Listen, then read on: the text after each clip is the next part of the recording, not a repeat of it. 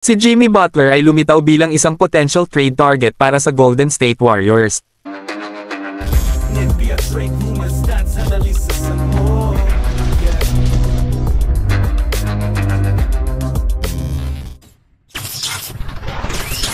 Matapos ang pag-alis ni Klay Thompson, ang Golden State Warriors ay nahaharap sa pag-asam na subukang manalo ng isang titulo nang wala ang kanilang iconic core. But when one star goes, nag-iiwan ito ng room para sa pagdating ng isa pa, at ang Warriors ay naiulat na mayroon ng replacement in mind, ay ang matagal ng veteranong si Jimmy Butler. Si Jimmy Butler ay magiging isang free agent daw sa susunod na summer. Didn't get an extension done. May interest daw ang Warriors at malamang na tumawag sa Miami ngayong summer, iyan po ang ulat ni Sam Amick sa The TK Show. Si Butler ay well-respected sa buong liga para sa kanyang professionalism, competitive spirit, at kanyang admirable work ethic.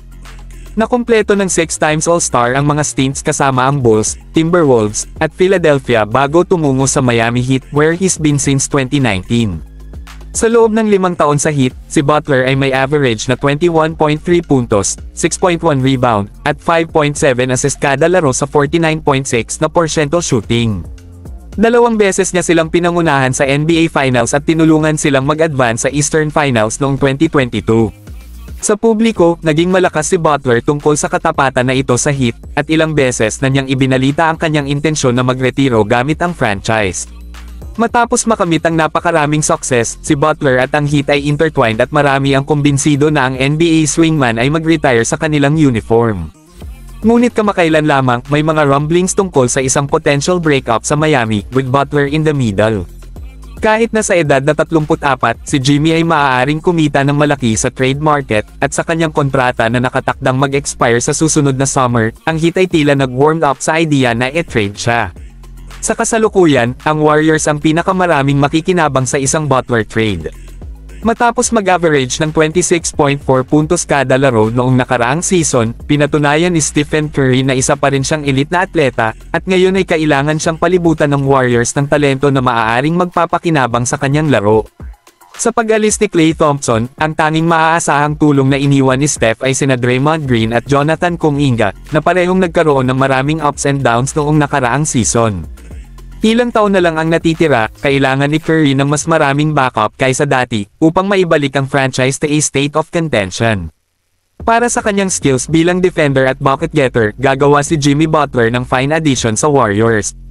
Ang kanyang old school, interior-oriented na laro ay direct contrast to Curry, at ang kanyang competitive edge ay titiyakin na ang buong rotation is playing up to their maximum potential. Ito ay nananatiling makita kung ano ang kailangang isuko ng Warriors sa naturang deal, ngunit ito ay worth consideration for a team na napakadesperadong maging competitive sa West.